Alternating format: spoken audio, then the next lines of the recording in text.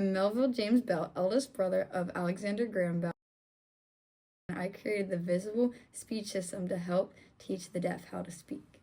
I inspired Alexander's interest in sound and communication and laid the groundwork for his experiments with vocal sounds that led to the development of the telephone. Hello, I'm Amanette, the world's first female telephone operator. I was hired by Bell because of my calm and soothing voice that set a new standard for operators.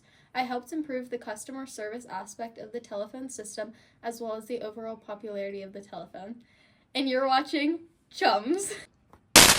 Hello, I'm Thomas Watson, and I am Alexander Graham Bell's assistant. I helped build the first telephone with Bell. I was present when he made the first telephone call. My technical skills and friendship with Bell were essential in bringing the telephone into reality. Hello, I am Ben Herdman, and I'm a childhood friend of Bell's, and I ran a flour mill with my family. When Bell and I first met, he built my family a machine for our mill, and from then on, I always knew he was going to be an inventor. I completely support him, and I think the telephone will have such a profound impact on society. Hello, I'm Alexander Graham Bell, an inventor and scientist. I came up with the idea of a telephone while working on ways to improve the telegraph because I'm fascinated by sound and communication innovations. Through my experiments with the telephone, I realized I could transmit vocal sounds electrically, which led to the creation of the telephone. Guys, you don't believe what I got my hands on. It's the invention of the century. Behold the telephone. What is that, like a music player? Or wait, is it for summoning spirits? No, it's not for music or ghosts. It's for talking to someone like miles away with these magical things called wires. I mean, Thomas, you should know you helped me invent it. Oh, magical wires. And how much are these going to cost me? I mean, just imagine you pick up the receiver, dial a number, and you're talking to someone in a different city. Wait, does this mean I can yell at Mom about Thanksgiving turkey without having to hear her criticize my choices? Exactly. So their voices just travel through these invisible wires. That's so spiritual. But where's the other person? Do they just climb through the thing? No, the other person's on another device, like the telephone. Hello, is anyone there? No, Emma, it's not on yet. Wait, what happens if the other person doesn't want to talk to you? They probably just won't pick up. So it's like knocking on the door and getting rejected, but faster? Wait, can I order pizza on that thing? No, Watson, it's not that advanced yet, but one day it will be. Wait, how did you get this thing started? It all started in 1874 when I was attempting to revolutionize the telegraph, and I came up with the idea of finding a way to transmit human voices over wires.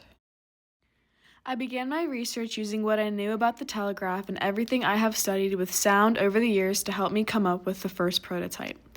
I partnered with Thomas Watson because of his electrician skills, and I knew he would be able to convert my concepts into real-life working telephone. And after years of working hard on prototypes, I finally settled on this one, the first ever telephone. And that's what I'm showing you all of you right now. This telephone will be the greatest invention of the century. I'm banking on it. You'll be able to talk to people all over the world in real time. I just don't understand how you can talk to another person so far away. Like, how does the telephone even work? Well, you start by speaking into the transmitter right here, and your voice causes the diaphragm to vibrate. Then the vibrations move a needle on the inside of the telephone in and out a liquid, creating electrical signals. Finally, these electrical signals travel through right to the receiver and makes another diaphragm vibrate and reproduce the original sound of your voice. Therefore, the person on the other side of the line will be able to hear your voice. Interesting. And you really think this will be popular? I mean, society doesn't need that. The telegraph works just fine.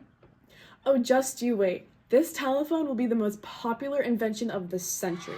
It's way better than the telegraph. I mean, you get to hear someone's voice from miles and miles away. How cool is that? I guess that's pretty cool, but how does that impact the business and social worlds?